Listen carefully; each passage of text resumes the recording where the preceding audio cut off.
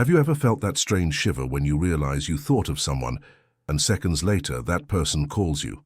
Or when an impulsive decision completely changed the course of your life, but years later you look back and realize that it couldn't have been different? These moments are not coincidences. They are fissures, cracks in the illusion, instants when you almost see the real structure behind everything. And for more than 300 years, a man found a way to see through these fissures permanently, to perceive the invisible architecture that sustains every second of your existence, the laws that no one taught you, the forces that no religion explained correctly, the hidden code that determines absolutely everything. This man was named Baruch Spinoza, and what he discovered was so dangerous, so revolutionary, so incompatible with everything humanity believed, that he was expelled from his own community, hunted by religious authorities, and his ideas were banned for centuries. Not because he was wrong, but because he was too right. You see, everyone lives thinking they are in control. You wake up, make your decisions, go about your day. You feel like you are commanding your own life, that your choices shape your future, that you are the captain of the ship of your existence. But Spinoza looked at this illusion and completely destroyed it. He proved, not with faith, not with mysticism, but with pure geometry, with relentless logic, that what you call your will is merely the last link in an infinite chain of causes, that every thought in your head was forged by forces that existed before you were born, that every emotion you feel follows laws as precise as the trajectory of a planet around the sun. You are not choosing, you are happening, and that changes everything.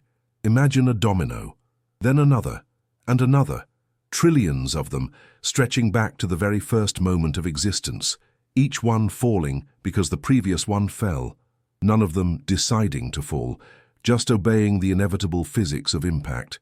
You are one of those dominoes. But here's the part that will blow your mind.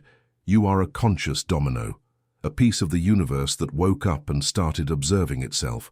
And Spinoza discovered that when you truly understand this, when you stop fighting against the current and begin to see the patterns, something impossible happens. You become free exactly when you realize you were never free. Does that sound contradictory? It is. But it's the most important contradiction you can understand. Think of all the times you blamed yourself for something, for a bad decision, for a relationship that ended, for a missed opportunity. You carried that weight as if it had been your fault, as if you should have chosen differently. But what if there was no differently? What if that decision was as inevitable as rain falling down? What if all the suffering caused by guilt, by regret, what if I had done differently was based on a fundamental illusion about the nature of reality? Spinoza saw this. He saw through the fog of self-deception that keeps humanity trapped in endless cycles of guilt, fear, and anxiety. And he offered an exit, not a magical escape, not a religious salvation, but a profound understanding of the structure of reality that liberates you simply by being true. Now, let me tell you something that almost no one knows about Spinoza. He was not a mystic. He was not a prophet. He had no divine visions or supernatural revelations. He was a lens polisher, a simple man who spent his days manufacturing glass objects for telescopes and microscopes. But while his hands polished lenses, his mind was polishing something much more powerful, a way to see through all the lies that humanity tells itself. And what he saw was mathematically perfect, geometrically demonstrable, absolutely undeniable if you had the courage to follow the reasoning to the end. He saw that God is not an old man with a beard sitting in the clouds, deciding who goes to heaven and who goes to hell. God is the very substance of reality, nature, the universe, everything, you, me, every atom, every thought, every tear, every star exploding billions of light years away. Everything is a single thing expressing itself in infinitely different ways. And you are not a separate creature wandering through a strange universe. You are one of the ways the universe is experiencing itself at this very moment, a unique and unrepeatable perspective through which reality is observing itself. Does that make you insignificant? Or does it make you the most important thing that exists? The answer is both, simultaneously.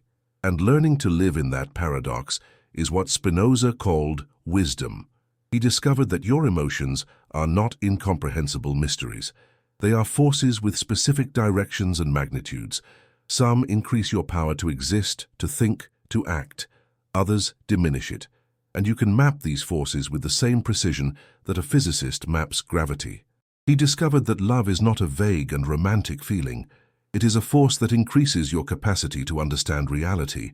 And when you love something with a total understanding of its necessary nature, you experience what he called intellectual love, a joy that cannot be destroyed because it does not depend on anything external. He discovered that human suffering does not come from a capricious God testing your faith. It comes from inadequate ideas, from not understanding the real causes of things, from imagining that you have more control than you really do, from fighting against what is absolutely necessary. And he discovered the cure: knowledge, understanding, clear vision of the real structure of existence. Now you might be thinking, if everything is determined, then why do anything? Why strive? Why try to improve? This question only makes sense if you still believe there is a you separate from the flow of causes. But Spinoza shows that the very desire to improve, the very effort, the very attempt, are part of the chain of necessity. You do not choose to strive or not.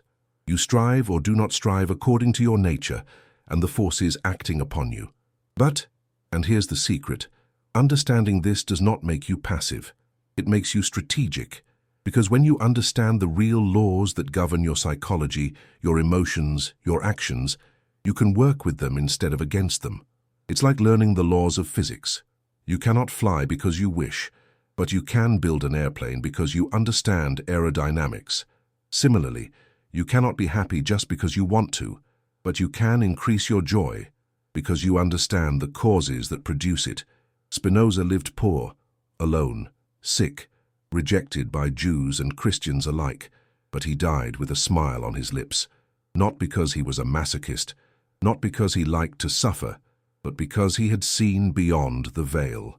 He had understood the structure of the universe with such clarity that even physical pain was just another necessary expression of infinite nature manifesting. He had achieved what very few human beings ever achieve: eternal beatitude, not in heaven, not after death, but here, now, in the midst of poverty and sickness and rejection.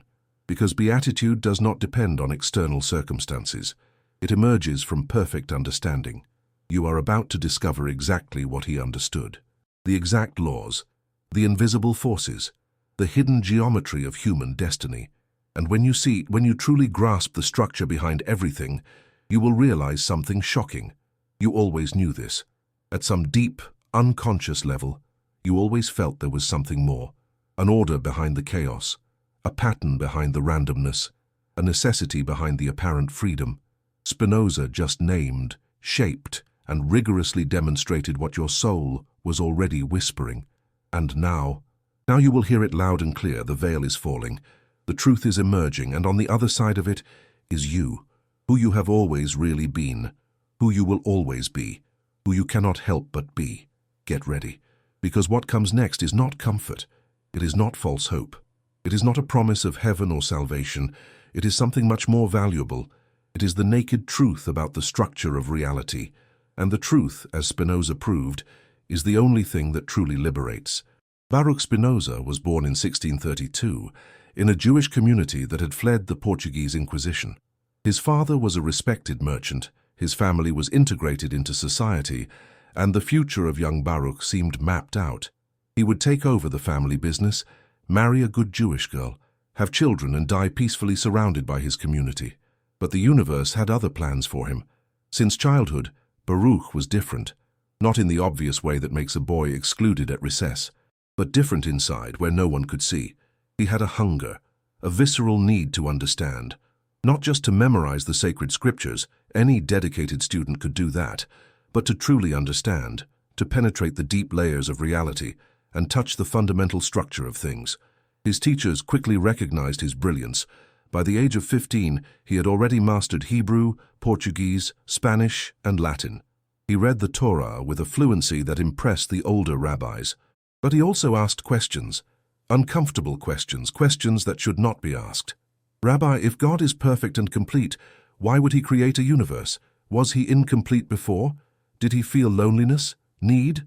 Rabbi, If God knows everything that will happen, how can we have free will? If he already knows that I will sin, how can I avoid it? Rabbi, did Moses really hear the voice of God? How did he know it wasn't just his own mind speaking?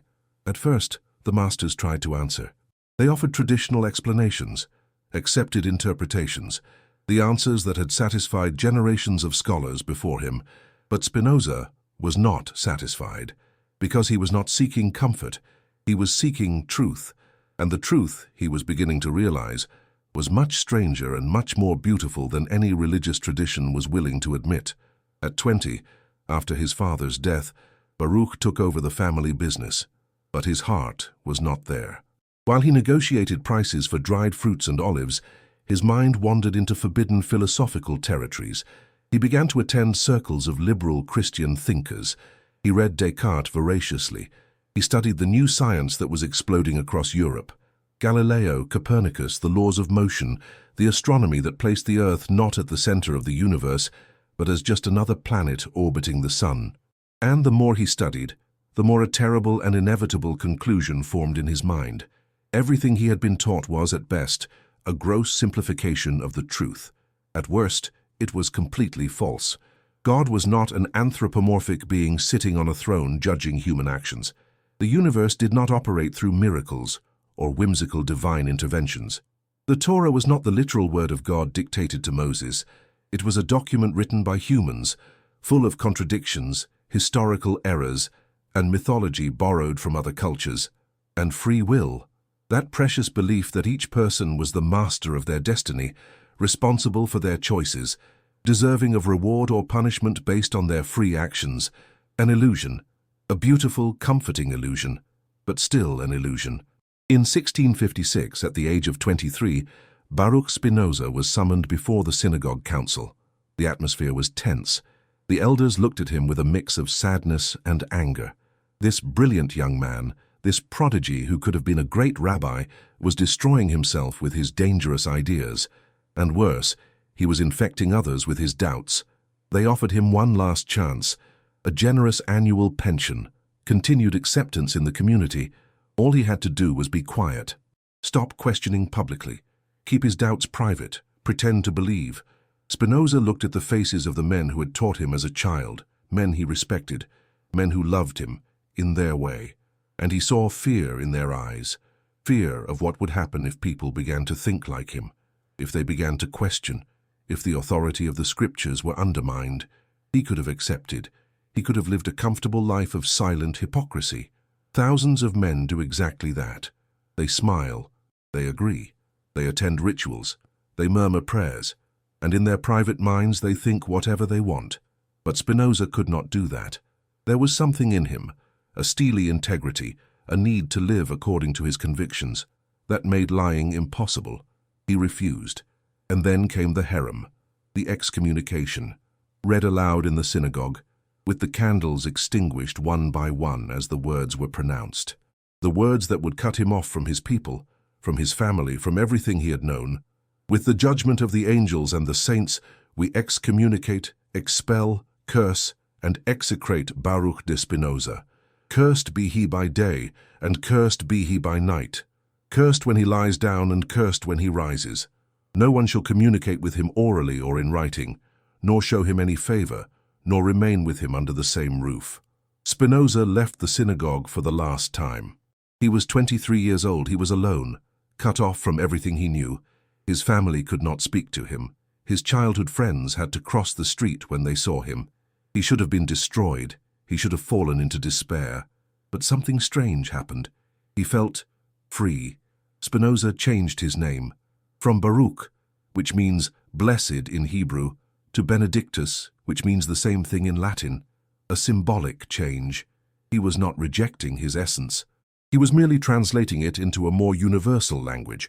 He learned to polish lenses, humble manual work that paid enough to live modestly, but it also gave him time to think, time to write, time to develop the philosophical system that was growing in his mind like a perfect geometric structure.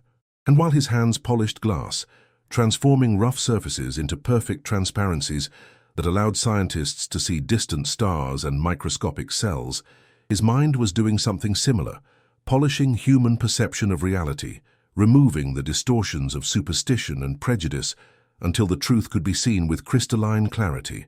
The first great insight he formalized was about the nature of God. All religions began with the same assumption: God is a being separate from creation. He exists outside the universe, or above it, or before it. He created the world as a craftsman creates a vase, separate from himself. But Spinoza saw the contradiction embedded in that idea. If God is infinite, truly infinite, then there can be nothing outside of him. Because if there were something outside of him, he would be limited by that thing and therefore would not be infinite. And if he is the cause of everything, he cannot be separate from his effects, because then there would be a division in reality, which again would limit the infinite. The only logical solution: God and nature are the same thing. God did not create the universe. God is the universe. It is everything that exists, the single, infinite, eternal substance from which all things are made. You are not in God, like a fish is in water. You are God expressing himself through a particular and temporary form. Spinoza called this Deus sive Natura, God or nature, a complete identity between the divine and the natural, and this changed absolutely everything. Because if God is identical to nature, then God cannot violate the natural laws. Miracles are impossible, not because God is weak, but because a miracle would mean God violating his own essence, which is logically contradictory. If God is identical to nature, then God has no separate will. He does not decide to do one thing instead of another. He simply is, with the same necessity that 2 + 2 is 4. Everything that happens happens because it could not be different. If God is identical to nature, then there is no ultimate purpose in the universe. There is no plan. There is no moral objective. Things do not happen for something. They simply happen because they are caused by prior things, which were caused by even earlier things, in an infinite chain of causes and effects that never had a beginning and will never have an end. And you are not an immortal soul temporarily trapped in a material body. You are a finite mode of the infinite substance, a particular wave in the ocean of God nature. When your body dies, the wave dissolves back into the ocean. There is no heaven, there is no hell, there is no judgment. Just the eternal continuation of nature being nature. Was this atheism? Spinoza said no. He said it was true theism, true reverence for the divine. But for everyone else, Jews, Christians, Muslims, it was heresy of the vilest kind. But Spinoza was just getting started. The nature of God was only the foundation. The philosophical building he would construct on that foundation would be even more radical. Because if everything is caused necessarily, then human free will must be re-examined. And when Spinoza looked at it with the same geometric clarity he applied to everything, he saw that free will, in the way people understood it, was a fantasy. Think with me. You have a thought. Where does it come from? Did you create it out of nothing? Obviously not. It arose from the current configuration of your brain, which was formed by your past experiences, which were determined by earlier events, tracing back to the moment of your birth, to the genetics of your parents, to the history of the human species, to the formation of planet Earth, to the Big Bang. You are a conscious domino believing that you fell on your own. And your actions, do you choose them freely? Spinoza argued that you do not. Your actions necessarily flow from your nature at the moment you act, combined with the external causes that act upon you. A lion kills because it is in its nature to be a predator. You act morally or immorally because it is your nature, shaped by countless causes, to act that way at that moment. But I feel like I'm choosing, you protest. Yes, and Spinoza explained why. You are aware of your desires, but unaware of the causes of those desires. It's like a stone that is conscious while flying through the air. It would feel like it is flying freely, because it does not perceive the hand that threw it. Similarly, you feel like you are choosing freely, because you do not perceive the infinite chain of causes that is determining every mental movement you make. Free will is not a capacity you have.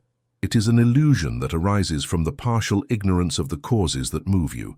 Now, before we go deeper into this journey through the most radical thought that philosophy has ever produced, let me pause and speak directly to you. You are here, at this moment, listening about a man who lived 300 years ago and who dared to say aloud what very few have the courage to think, that perhaps, just perhaps, you are not as free as you believe. And I know what might be going through your mind right now. Part of you is resisting, saying, no, I make real choices. I am responsible for my life. And another part, and that deep part that you rarely hear, is whispering, yes, yes, I have always felt that. I have always felt that there was something greater moving me. So tell me one thing, which of these two voices is speaking louder right now? The one defending your free will, or the one recognizing the invisible current that has always carried you? Write in the comments now. It doesn't have to be long. It doesn't have to be philosophically sophisticated. Just honest. I feel that I am free, or I feel that I am moved by greater forces, or anything in between. Because this is the first hidden law that Spinoza discovered. Self-knowledge begins when you stop lying to yourself about what you really feel. And since we are talking about uncomfortable truths, let me tell you another. Most people will give up on this story before the end. They will close the video. They will say this is too heavy, or I prefer to believe that I am free. And that's okay, each in their own time, each with their own needs. But if you have made it this far, if something inside you is saying, keep going, I need to know more, then you are not like most. You are a seeker. And Spinoza was a seeker too, someone who preferred a difficult truth to a comfortable lie. So do the following. Subscribe to the channel now, because what comes next will be even more intense. We will dive into emotions, suffering, the root of human fear, and the precise way Spinoza discovered to transform determinism, this seemingly despairing idea, into the greatest source of peace that a human being can experience. And I promise, if you stay until the end, you will come out transformed. Not because I am special, but because Spinoza's ideas have that power. They not only inform, they reformat the way you literally see everything. All right, let's return to the story. After his excommunication, Spinoza spent the next 20 years of his life doing something extraordinary. He built a complete philosophical system that explained absolutely everything. God, nature, mind, body, emotions, ethics, society, freedom, slavery, everything derived from a small set of axioms, proven geometrically as if it were mathematics. He called his magnum opus ethics, but it was not about ethics in the common sense, moral rules about what to do or not do. It was about the fundamental structure of existence and how to live in harmony with it. The work was divided into 5 parts, each building on the previous one with the precision of a Swiss watch. And the second great insight, after the nature of God, was about the relationship between mind and body. Descartes had said that mind and body were two completely different substances. The mind was immaterial, made of thought. The body was material, made of extension. And somehow, magically, these two completely different things interacted in the pineal gland of the brain. Spinoza saw that this was absurd. If mind and body were different substances, they could not interact, because interaction requires some common point of contact. It was like trying to mix light and numbers, fundamentally incompatible categories. Spinoza's solution was elegant and radical. Mind and body are not two things.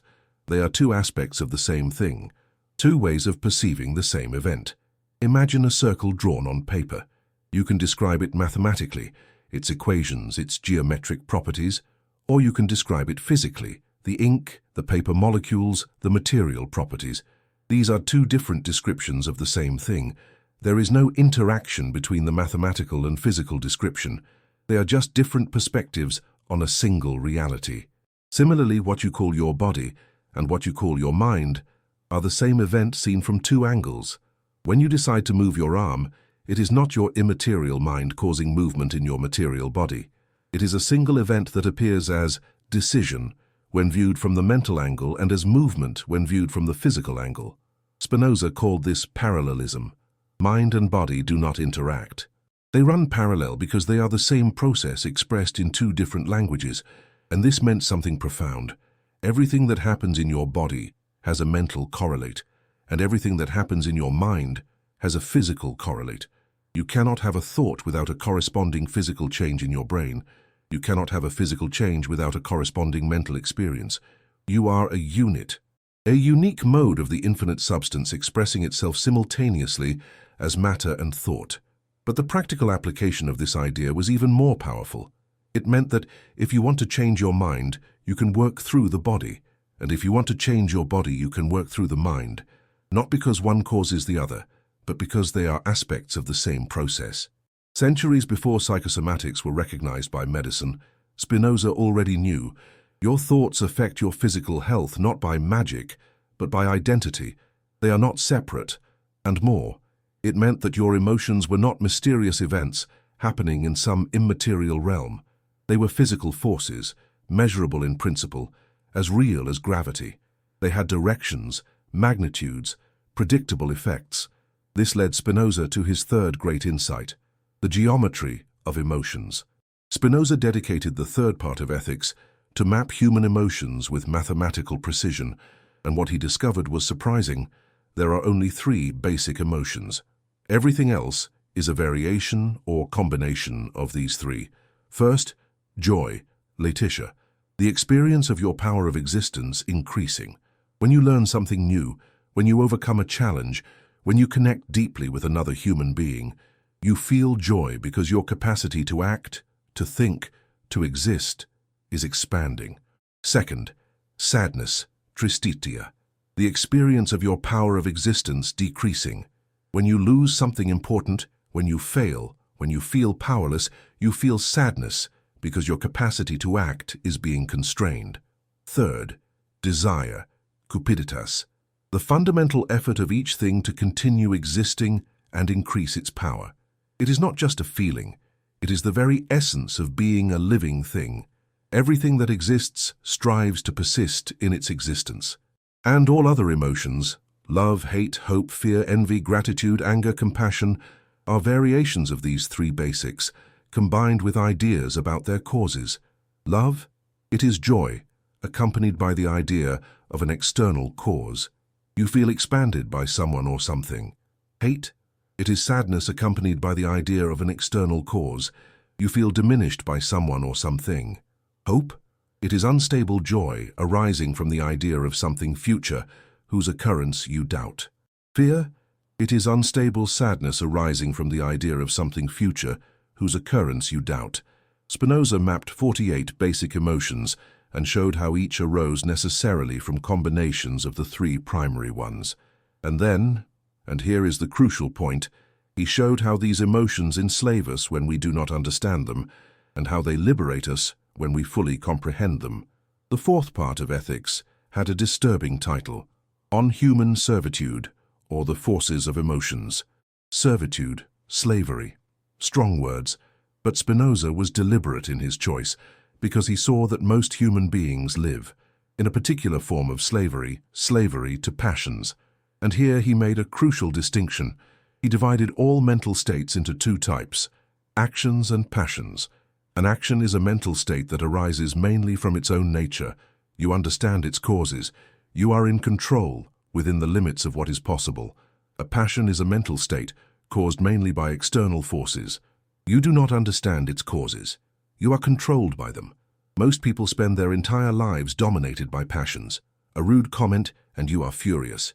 Good news, and you are euphoric. A loss, and you are desperate. You are a rudderless boat, tossed from side to side by the waves of external circumstances that you barely understand. Spinoza was not judging this morally.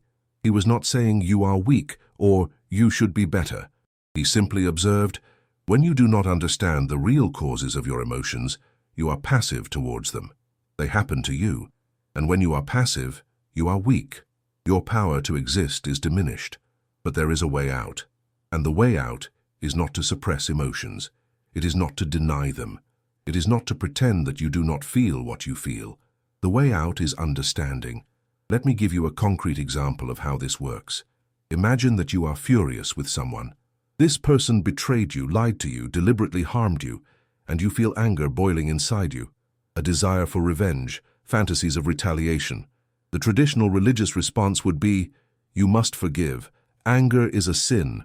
Turn the other cheek. The Stoic response would be, anger cannot hurt you. It is just an external impression. Ignore it. But Spinoza would say something different. First, he would say, understand your anger. Where does it come from? And if you examine honestly, you will see that anger arises because you believed something false. You believe that person acted freely, that they could have done differently, that they chose to harm you when they could have chosen not to do so. But if you really absorb the first part of Spinoza's teachings, that free will is an illusion, then you will realize that person could not have acted differently. Their actions flowed necessarily from their nature and the circumstances, just as a stone falls when you let it go. That person acted as they did because it was necessary for them to act that way, given who they were and what was happening. Does this mean you should accept being harmed? No. You can still defend yourself, you can walk away, you can create barriers. But now you do this not with toxic anger, but with clear understanding. It is the difference between being furious with a storm that destroyed your house and simply rebuilding in a safer location. The storm did not hate you. It did not choose to attack you. It was simply its nature to be a storm. And the person who harmed you? It was simply their nature, given who they are, to do what they did. When you truly understand this, not just intellectually, but viscerally, the anger dissolves. Not because you are morally superior, but because the anger was based on a false premise, and when the premise disappears, the emotion that depended on it also disappears. Spinoza applied this analysis to all negative emotions. Guilt?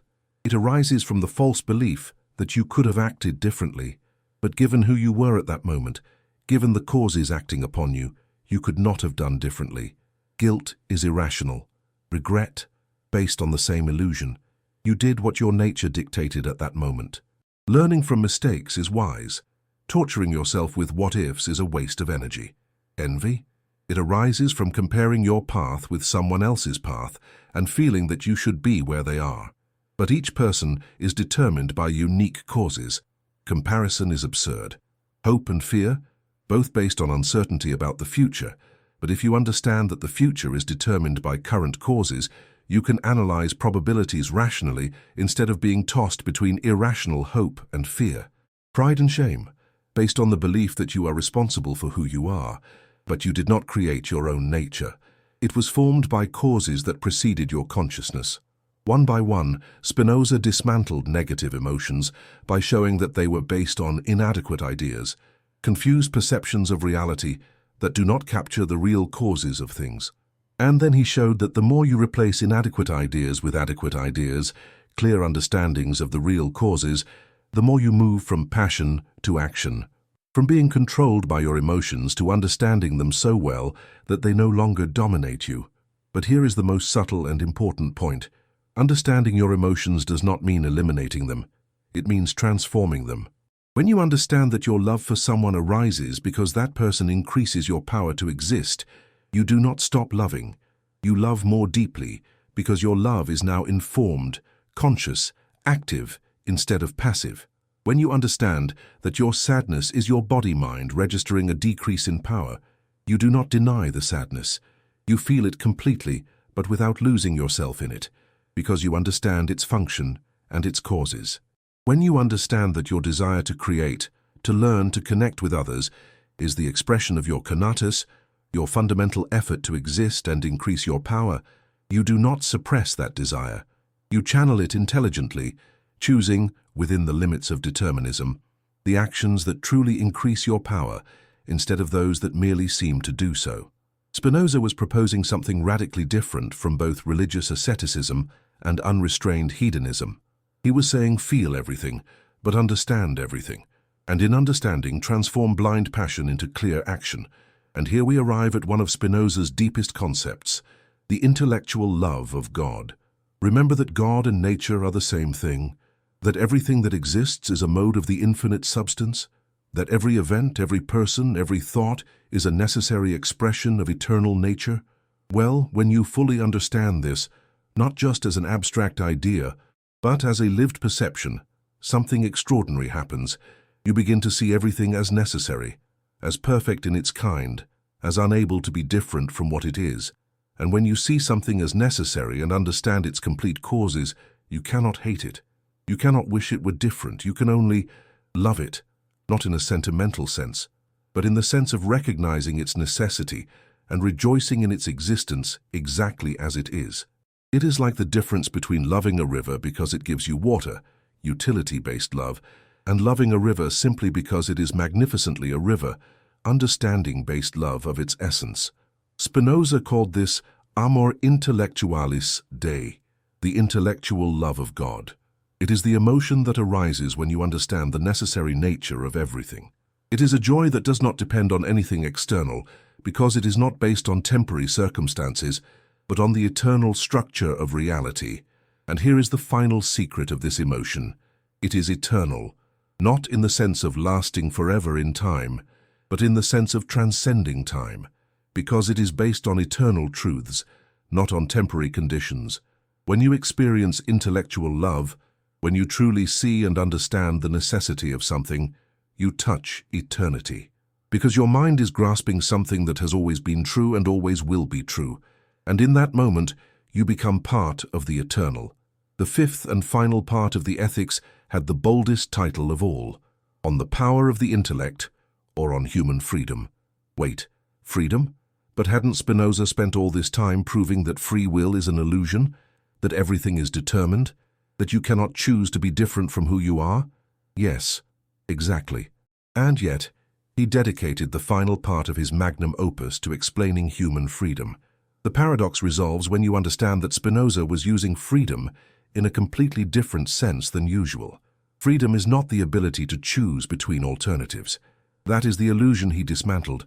Freedom is something much more subtle and much more real. It is the transition from being primarily caused by external forces to being primarily caused by your own nature.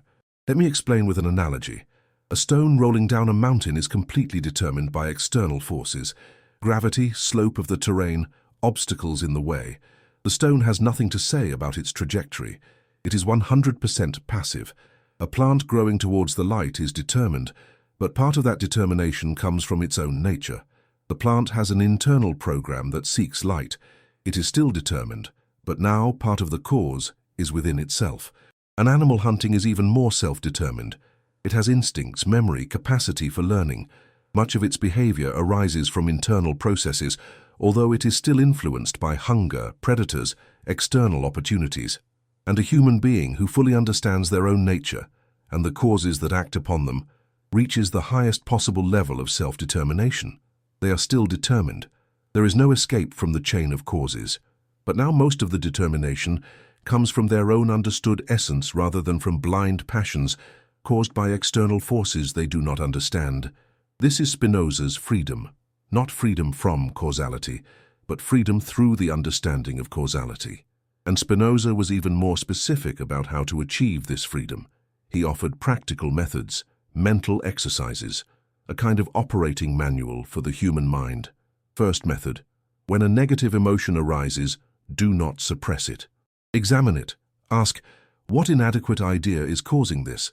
What false belief about free will, about control, about how things should be? And then replace that inadequate idea with an adequate one. See the real causes. Understand the necessity of what happened, not as passive resignation, but as a clear perception of the structure of reality. Second method: form a clear image of the thing that causes you negative emotions. Separate the thing itself from your emotions about it. Observe how the thing is neither good nor bad in itself. Those are your projections. The thing simply is. Third method: realize that everything that exists necessarily. Not in the sense that it had to be this way for some purpose, but in the sense that given the infinite chain of causes it could not be different, and in the perception of this necessity, find peace. Fourth method: order your understandings. Spinoza was a great advocate of the geometric method, starting from simple axioms and building complex understandings step by step. He believed that the more you organize your knowledge clearly and systematically, the more power you have over your own passions.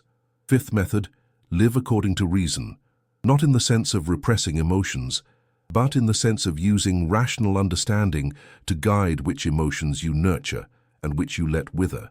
And here Spinoza made a statement that sounded absurd on the surface, but which he rigorously defended. An emotion can only be overcome by another, stronger emotion.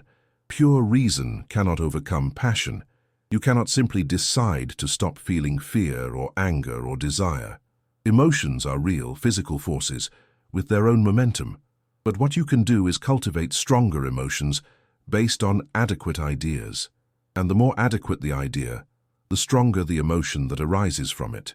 For example, the fear of death is a powerful emotion.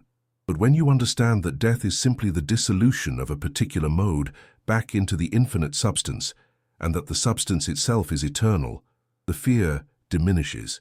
Not because you decided not to be afraid, but because clear understanding generates an emotion of acceptance that is stronger than fear based on ignorance. Hatred for someone who harmed you is powerful. But when you understand that person could not have acted differently, the hatred dissolves, and in its place arises something different.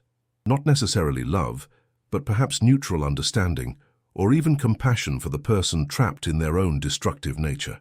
Anxiety about the future is strong, but when you understand that the future is already determined by current causes, and that anxiety changes nothing but only diminishes your present power, the anxiety loses strength.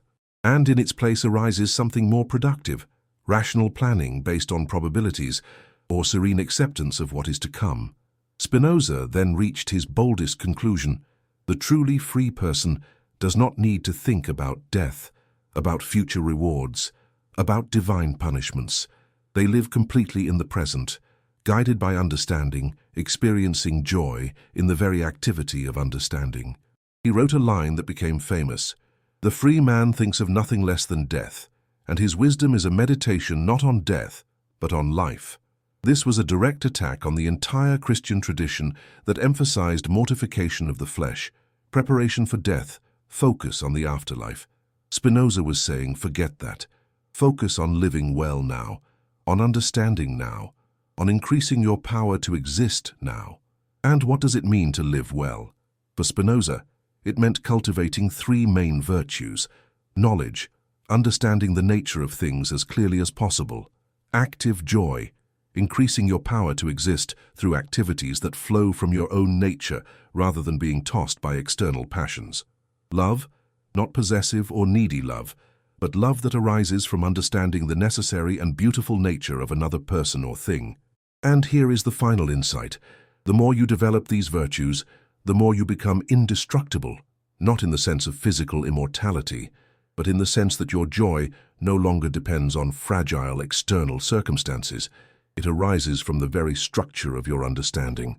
You can lose money, health, relationships, and still, if you understand the necessity of that, if you maintain your ability to think clearly, if you continue to love the eternal structure of reality, you remain joyful, not with a superficial happiness, but with a deep beatitude that nothing can touch. As Spinoza developed these revolutionary ideas, the world around him was in turmoil. It was the 17th century. The 30 Years' War had devastated Europe. Jews were persecuted.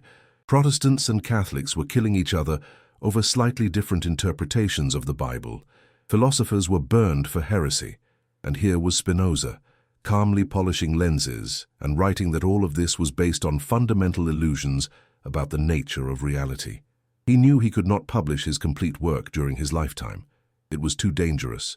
So he circulated some texts among a small circle of friends, and even so, his reputation as an atheist and heretic grew. There was an assassination attempt. A religious fanatic tried to stab him in the street. The blade tore his coat but did not injure him. Spinoza kept the torn coat as a reminder of human irrationality. He received offers for prestigious academic positions. Heidelberg University offered him a chair in philosophy on the condition that he would not disturb the established religion. Spinoza refused, not because he was a martyr, but because he knew he could not teach his authentic ideas under censorship. He chose to remain poor, free, and honest. And so Spinoza lived his last years, in a rented room, polishing lenses, writing philosophy, occasionally receiving curious visitors who had heard of the mysterious excommunicated Jewish philosopher. He never married. He never had children. He lived with an almost monastic simplicity, but not for religious asceticism, simply because his real desires were modest. He did not need luxury. He needed time to think, and he thought with a clarity that few humans have ever achieved. His friends reported that he could discuss the most complex ideas with absolute serenity. He never became irritated when contradicted. He never became proud when they agreed with him. He simply sought truth with the patience of someone polishing a lens. Each objection was an opportunity to further refine clarity. But his body was failing. Tuberculosis, that silent killer of the time, was corroding his lungs. Each breath became more difficult. Blood came more frequently. His friends urged him to call doctors. He replied that doctors could not change what was already determined, not with bitter resignation, but with serene acceptance. His own death was part of eternal necessity. Why fight against it with fear? In his last days, while coughing up blood and struggling for air, Spinoza continued working on a text about politics. Even on the brink of death, his mind was occupied trying to understand the laws that govern human societies, the forms of political organization that increase or decrease the collective power to exist.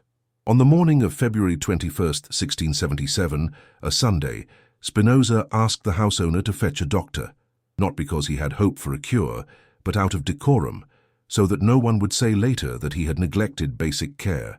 The doctor came, looked at the dying philosopher. There was nothing to be done. The lungs were destroyed. The house owner and his family went to church, leaving Spinoza alone with the doctor. And so it was, without drama, without a last great statement, without an epic scene, that Baruch Spinoza exhaled his last breath. The doctor later reported that he simply stopped breathing, calmly, like someone finishing a sentence. He was 44 years old. His friends found his papers and within a few months published his posthumous work, The Ethics Demonstrated in the Geometric Manner. The reaction was exactly what you would expect. The work was immediately banned, placed on the index of forbidden books by the Catholic Church, denounced by Protestants. Spinoza's very name became synonymous with atheism and immorality, for Spinoza's philosophy, the understanding of conflict and the necessity of self-defense. In a world where everything is interconnected and operates according to the laws of nature, recognizing that others act based on their own nature and circumstances can lead to a more compassionate approach to conflict. Instead of viewing others as adversaries who have chosen to harm us, we can see them as beings acting out of their own needs and limitations. This perspective allows for a more nuanced understanding of human behavior and can help mitigate feelings of anger and resentment. Spinoza's insights extend beyond personal relationships and into the realm of societal structures. When we examine social issues through a Spinozist lens, we can begin to understand the systemic causes of problems such as poverty, inequality, and violence. These issues are not the result of individual failings, but are deeply rooted in a complex web of historical, social, and economic factors. By recognizing this, we can shift our focus from blaming individuals to addressing the underlying causes that perpetuate these issues. This shift in perspective can empower us to take meaningful action towards creating a more just and equitable society. Moreover, Spinoza's philosophy encourages us to cultivate a sense of empathy and understanding towards others. By acknowledging that everyone is shaped by their own experiences and circumstances, we can foster a greater sense of connection and compassion. This does not mean we condone harmful behavior. Rather, it allows us to respond to it with clarity and purpose, rather than reactionary anger. In this way, we can work towards resolving conflicts in a manner that respects the dignity of all parties involved. In conclusion, Spinoza's philosophy offers profound insights into the nature of existence, the interconnectedness of all things, and the importance of understanding the causes behind our emotions and actions. By applying these principles to our lives, we can cultivate a greater sense of clarity, acceptance, and compassion. We can learn to navigate the complexities of life with a deeper understanding of ourselves and others, ultimately leading to a more fulfilling and harmonious existence. As we continue to grapple with the challenges of modern life, Spinoza's ideas remain as relevant as ever, providing a guiding light towards a more enlightened way of being. The concept of free will radically transforms how you relate to others. You begin to see that people's actions are not merely products of their individual wills, but rather the results of a complex network of causes and conditions. This doesn't mean you should accept harmful or abusive behavior. Instead, it means you can approach these situations with empathy and understanding, recognizing that each person is struggling with their own limitations and challenges. When you realize that the anger or frustration you feel towards someone is, in part, a response to your own expectations and illusions about how things should be, you break free from a cycle of resentment. You can begin to ask yourself, What led this person to act this way? What needs are behind their actions? This shift in perspective not only improves your interactions, but also fosters an environment where open and honest communication can flourish. You become more inclined to forgive, understand, and collaborate, rather than closing yourself off in a space of judgment and condemnation. Furthermore, by applying Spinoza's philosophy to your relationships, you begin to cultivate a network of more authentic connections. You become more aware of how your own emotions and reactions affect others. This can lead to a positive cycle of mutual understanding, where people feel more comfortable being vulnerable and authentic. When you allow yourself to be seen in your totality and also see others in their complexity, the barriers that normally separate people begin to dissolve. Spinoza also emphasized the importance of friendship and community. He believed that true happiness is not found in fleeting pleasures, but in the meaningful relationships we cultivate. When you surround yourself with people who share a quest for understanding and truth, you create a space where everyone can grow together. Friendship, for Spinoza, is a form of love based on reason and understanding. It is a love that does not seek possession or control, but celebrates the freedom of the other. By adopting this approach, you not only transform your personal relationships, but also contribute to a healthier and more harmonious social environment. You become an agent of change, fostering understanding and empathy in a world that often seems divided and conflicted. And as you become more aware of the interconnectedness of all human beings, you begin to see that one person's struggle is everyone's struggle. This realization can lead to a sense of shared responsibility, where you feel motivated to act for the collective good. Thus, Spinoza's philosophy is not just an abstract theory, but a living practice that can transform how you relate to yourself and others. By embracing the idea that we are all products of our circumstances and needs, you become more compassionate and less reactive. You learn to see the humanity in the flaws and weaknesses of others, and this, in turn, allows you to forgive yourself for your own imperfections. Ultimately, Spinoza's message is one of hope and possibility. He invites us to look inward and question ourselves, to seek truth in our experiences, and to connect with others in a deeper and more meaningful way. In doing so, we not only find freedom and joy, but we also contribute to a more understanding and loving world. Therefore, when exploring Spinoza's ideas, remember that transformation begins within you. Every step towards understanding is a step towards a fuller and more authentic life. Free, everything changes in the way you relate. Think of someone close to you who has disappointed you, perhaps an absent parent, a friend who betrayed you, a partner who lied. The pain is real. But what Spinoza would ask is, why are you adding extra suffering to the necessary pain? The pain of loss, of betrayal, of abandonment.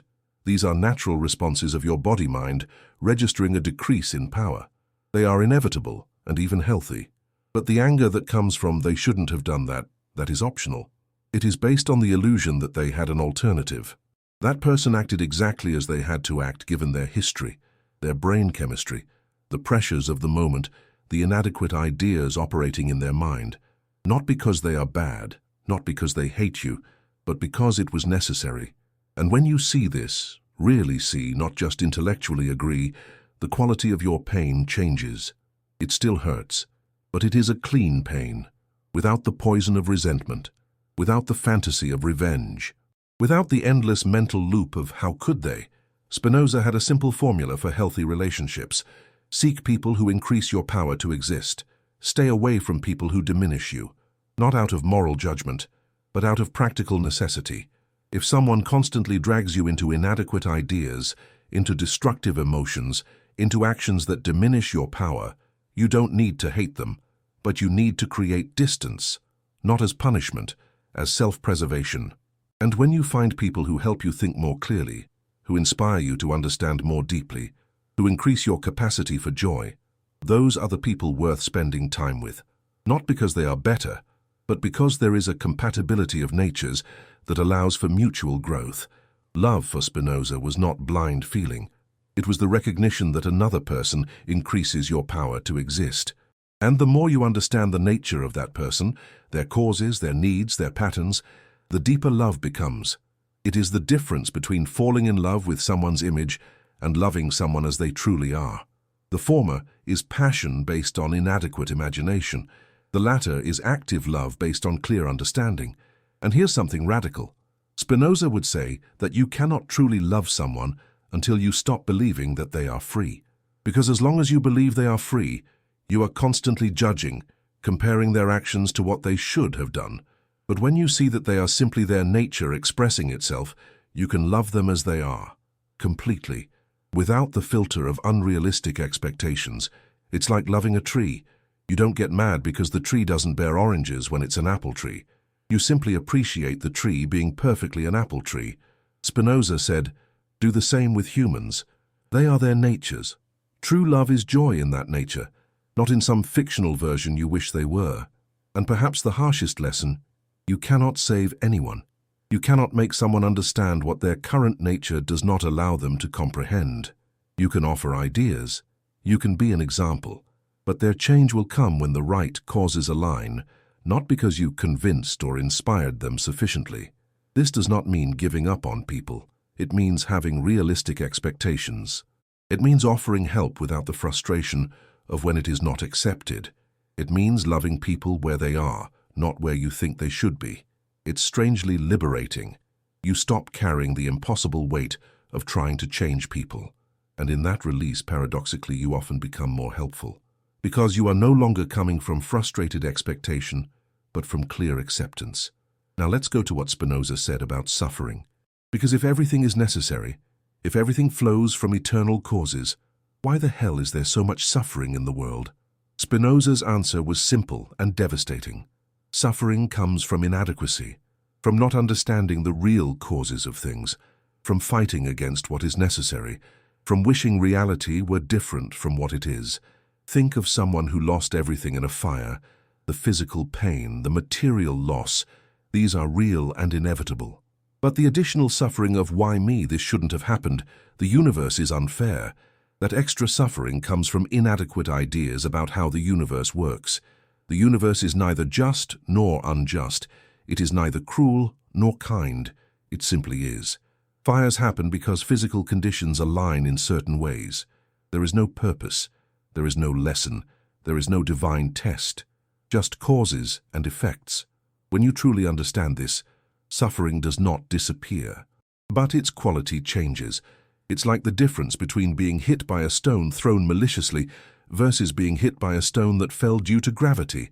The physical pain is the same, but without the narrative of malice, without the question, why me, it is more bearable. Spinoza had a word for this type of acceptance. Acquiescentia. Not defeatist resignation, but mental rest in the understanding of necessity. A peace that comes from seeing clearly. And he noticed something interesting. The more you accept the necessity of things, the more effectively you act. It seems contradictory, but it is not. When you are in denial about what is, you waste energy fighting against reality. When you fully accept what is, you can work intelligently with the real causes to produce different effects in the future. It's like the difference between getting mad at the rain versus simply grabbing an umbrella.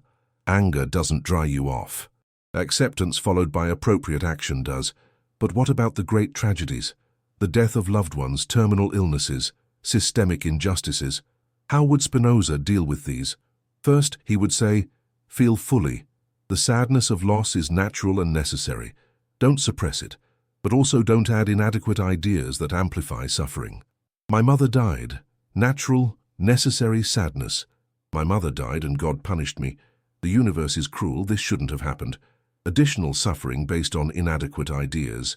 Second, he would say, understand that the person who died continues in a certain way in the eternal substance, not as a ghost or immortal soul, but the atoms that composed them continue, the effects of their actions continue, the ideas they planted in other minds continue.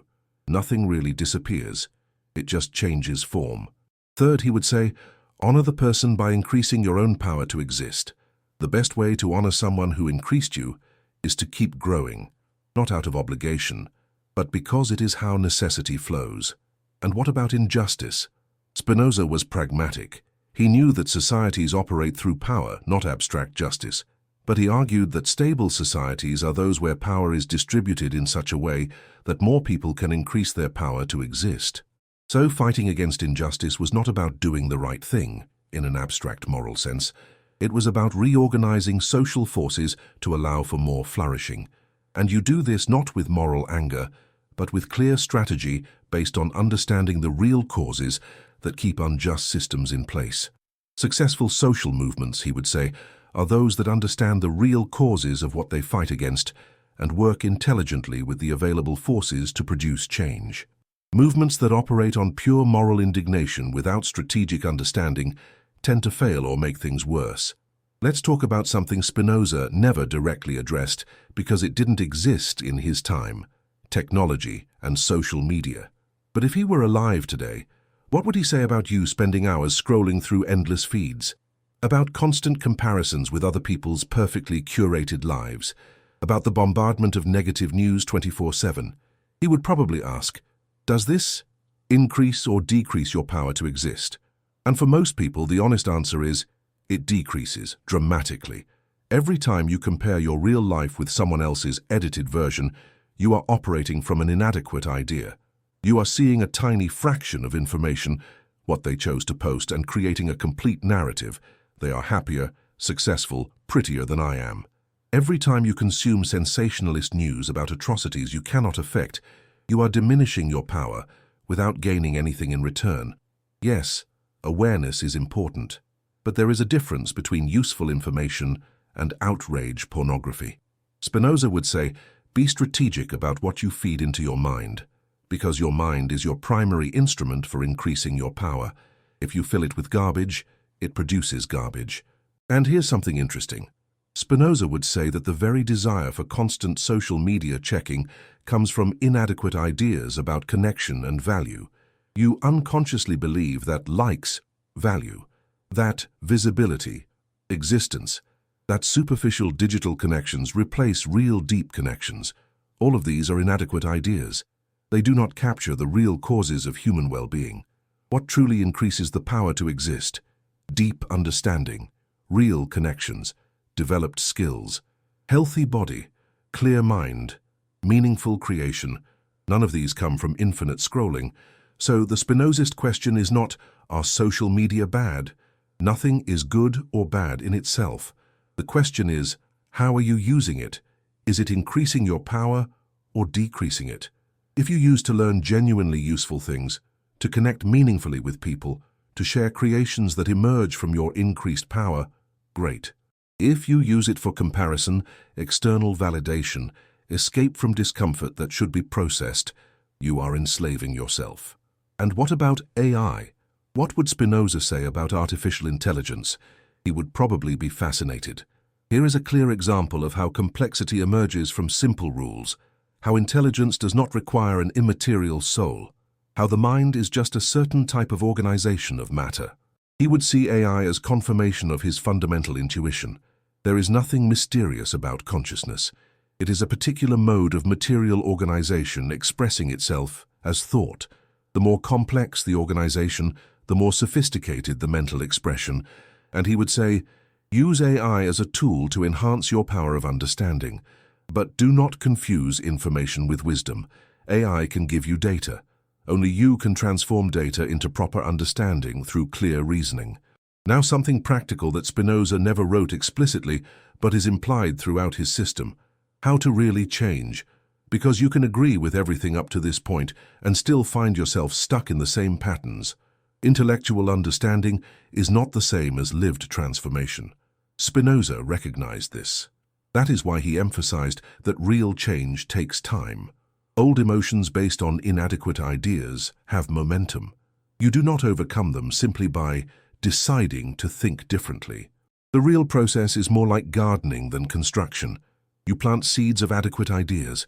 You water them with repeated attention. You remove weeds of inadequate ideas when they appear. And slowly, necessarily, new emotions grow. Here is a practical Spinozist exercise. When a strong emotion arises, name it clearly: anger, fear, envy, etc. Ask what idea is causing this. Ask, is this idea adequate? Does it capture the real causes? If not, what would be the adequate idea? Feel the emotional difference when you hold the adequate idea. Real example: emotion, anger, because someone cut you off in traffic, inadequate idea. They chose to be idiots, they disrespected me. Adequate idea. This person is driving according to their current nature, in a hurry, distracted, poorly trained. It has nothing to do with me. Emotional difference. Anger decreases, neutral irritation remains. You simply drive defensively without ruminating. Do this 1,000 times, and something changes. Not because you decided to change, but because you trained your brain in new response patterns. The adequate ideas become automatic. The corresponding emotions arise naturally. It is neuroplasticity in action. Spinoza did not know the term, but he knew the principle. The more you reinforce certain mental patterns, the stronger they become. Eventually, they become your nature. And here is the final trick. You cannot force this. Forcing is violence against your own current nature. Instead, you gently, repeatedly offer your mind better alternatives and trust the necessary process of change. Spinoza would also be a great advocate for contemplative practices. Not mystical meditation seeking union with the divine, but practices that enhance mental clarity, sitting quietly and observing your thoughts arise, realizing that you do not create them, they simply appear from causes you do not control. This is pure Spinozist practice. Each session is an experiment in seeing determinism in action in your own consciousness. And paradoxically, the more you see that you do not control your thoughts, the more control you gain. Because you stop identifying with every thought that passes.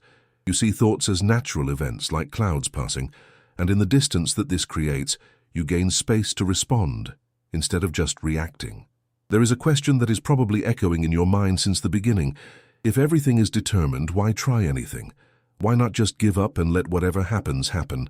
Spinoza had a clear answer to this, because the very desire to give up or to try is determined. You do not choose to motivate yourself or not. You are motivated or not based on your nature and the forces acting upon you. But here is the crucial point. Understanding determinism does not make you passive. It makes you strategic. When you believe in free will, you waste energy on guilt and self-flagellation when you fail. I should have been stronger. I should have chosen better. And that energy could have been used to analyze the real causes of the failure and adjust your approach. When you understand determinism, you simply ask, okay, given my current nature and the available forces, what is the most effective action to increase my power of existence? No drama, no self-torture, just clear strategy. Think of great achievers in any field, elite athletes, brilliant scientists, productive artists. They do not get stuck in questioning free will. They simply work with the available causes to produce the effects they desire. An athlete does not say, should I choose to train or not? He structures his life so that training is the path of least resistance. He removes obstacles, adds supports, creates momentum, and then choosing to train becomes automatic. This is not free will. It is intelligent engineering of the causes that act upon you. And this is exactly what Spinoza would recommend. Stop relying on mystical willpower. Instead, structure your environment, your habits, your ideas, so that the desired actions flow naturally from who you are. And what about the meaning of life? If there is no cosmic purpose, if you are just a finite mode of infinite substance, what is the point? Spinoza would say the point is exactly what you are doing right now. Existing. Trying to continue existing. Trying to increase your power of existence. Not because you should, but because it is your fundamental nature. You do not need external purpose. You are purpose. You are the universe experiencing itself, understanding itself, rejoicing through this particular form. And when you truly feel this, when you stop seeking meaning out there and recognize that you are the meaning, a deep peace emerges. Not the peace of having answers, the peace of no longer needing answers. Spinoza would say, stop looking for grand reasons to exist. Exist fully now. Understand clearly now. Love deeply now. Not because this leads to some future goal, but because it is the natural expression of your power of existence. And ironically, when you stop seeking meaning and simply exist with maximum clarity, you find a kind of meaning deeper than any religion promised. Not meaning conferred by external authority, but meaning emerging from the very structure of your conscious existence. You are the universe knowing that it is the universe. That is extraordinary enough. So we come to the end of this journey through Spinoza's thought, and the question that remains is, and now, You have absorbed ideas that took 300 years to be even partially accepted, ideas that are still radical, ideas that, if truly internalized, change everything about how you live. But intellectual knowledge is not transformation. Spinoza knew this. He spent years not only formulating his ideas, but living them, testing them, allowing them to reform him from the inside out. And that is what remains for you, to live this, not as dogma, not as religion, but as a continuous experiment. In the coming days, you will forget 90% of what you heard here. Your mind will revert to habitual patterns. You will catch yourself blaming yourself, hating others, resisting necessity. And that is okay, it is expected, it is determined. But perhaps, just perhaps, in some crucial moments, you will remember, you will pause. You will ask, what is the inadequate idea operating here? How would it be to see this with Spinozist clarity? And in those moments, something will change, small, incremental, but real. And if you keep practicing, not out of virtue, but out of genuine curiosity about your own nature, those small changes will accumulate. They will reinforce each other. They will become your new nature.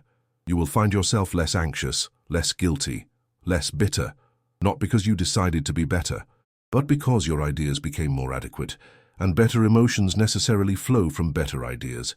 And perhaps in some rare moment of perfect clarity, you will experience what Spinoza experienced, intellectual love, that joy that does not depend on anything external, that peace that comes from seeing the eternal necessity of everything, that freedom that exists within absolute determinism.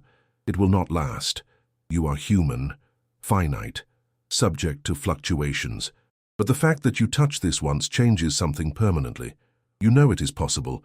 You know there is a way of being in the world that transcends unnecessary suffering, and knowing this changes the quality of everything that follows. Baruch Spinoza died alone, poor, rejected, but he died smiling, because he had seen, he had understood, he had touched the eternal structure of reality with his mind, and that was enough. You do not need to reach where he reached. Very few people in history have achieved that level of clarity, but you can move in that direction, step by step, understanding by understanding, moment of clarity by moment of clarity, and in the process, you will discover something extraordinary. Life does not get easier. The difficulties continue. The pain continues. Death continues to come for everyone. But your relationship with all of this changes. You stop adding unnecessary suffering to the necessary pain. You stop fighting against what is absolutely necessary. You begin to flow with nature instead of against it. And in that flow, you find something that no religion can legitimately promise, real peace, based on seeing things as they truly are. The hidden laws that govern the universe were not really hidden. They were always here, operating silently, determining every atom, every thought, every destiny. Spinoza simply saw them clearly enough to map, to demonstrate, to share. And now you know them too. Perhaps not completely, perhaps not viscerally yet, but the seed has been planted, and like everything in Spinoza's deterministic universe, this seed will grow according to its nature and the conditions around it. You do not control this, but you can water it, you can give it light, you can remove obstacles, and one day, perhaps years from now, perhaps tomorrow, you will wake up and realize that you see the world differently, that your emotions operate differently, that you are free in ways you never imagined possible, not because you chose to change, but because understanding once planted unfolds necessarily, and that unfolding is the most beautiful thing a human being can experience.